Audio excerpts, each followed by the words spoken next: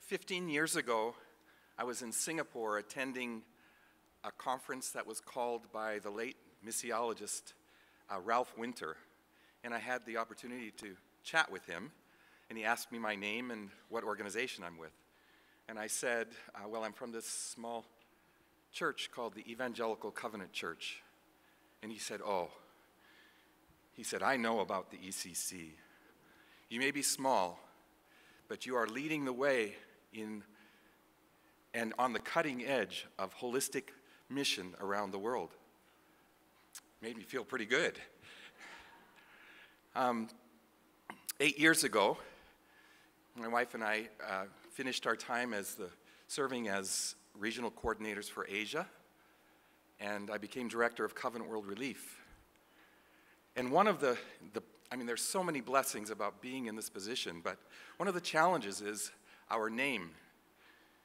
Many people hear us and say, oh, you must be the daughter of World Relief, or you're the same as World Relief. And I have to explain frequently, no, we are part of the Evangelical Covenant Church. We are part of the mission and ministry of the Evangelical Covenant Church.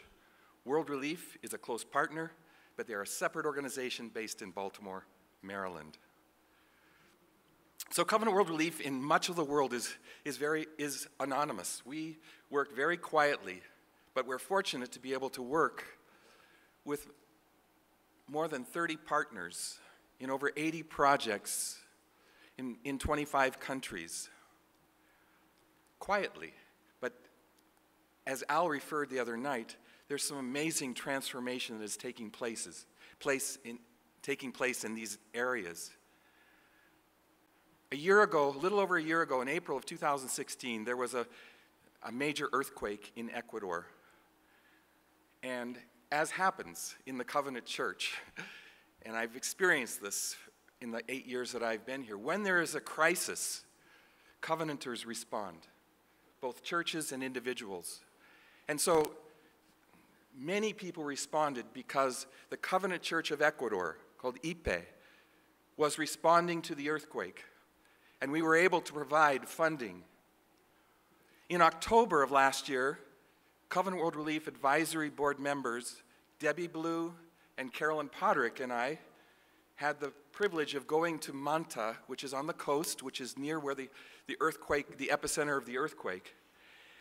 And we listened, sitting in this church that I'd never heard of before, called the La Victoria Covenant Church, about a church that had anonymously, basically, according to the rest of the world, been deeply engaged in responding to the earthquake, both in the immediate response and now long-term.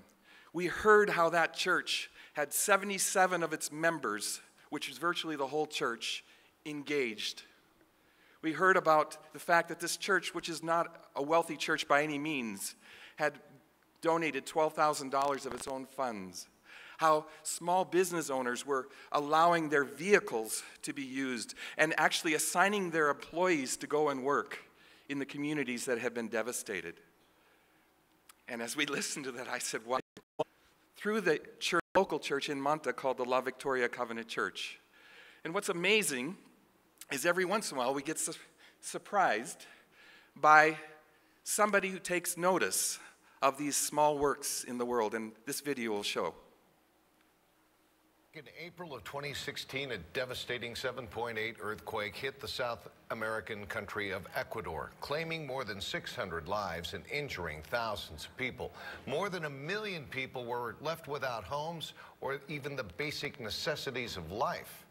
17's Lori Lizarraga was working in Ecuador and living there when the quake hit. She and her family survived it, but others weren't so fortunate. Lori stayed for months to help with recovery efforts before returning to the States. She traveled back to Ecuador last month, a year after the earthquake, and is here now with an update on the recovery and a look at the suffering that continues to this day. Lori? It was a difficult return to Ecuador this year. I'd hoped to see that conditions had improved since I left. Sadly, children are still sick, families still are living in tents, and once popular shopping centers are ghost towns. The people are desperate, and they're asking for your help.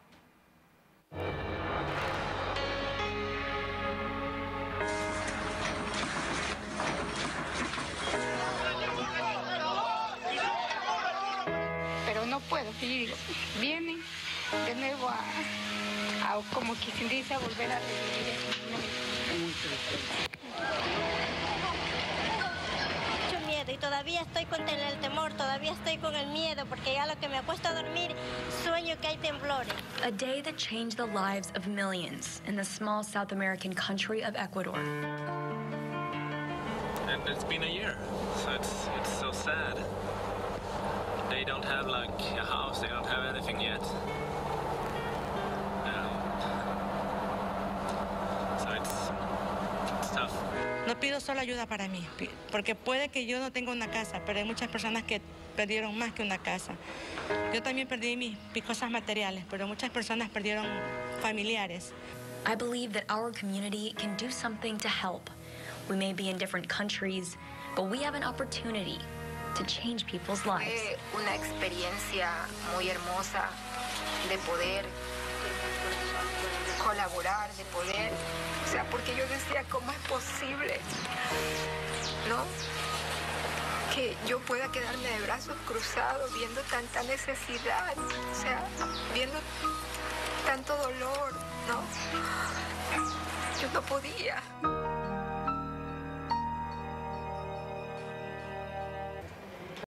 GoldenEmpire.com.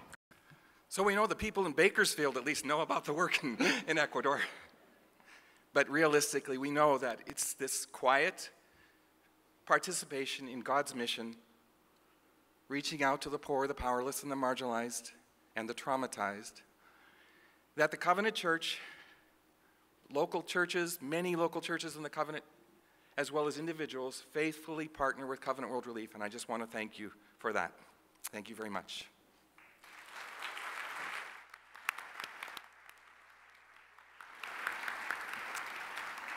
The moderator recognizes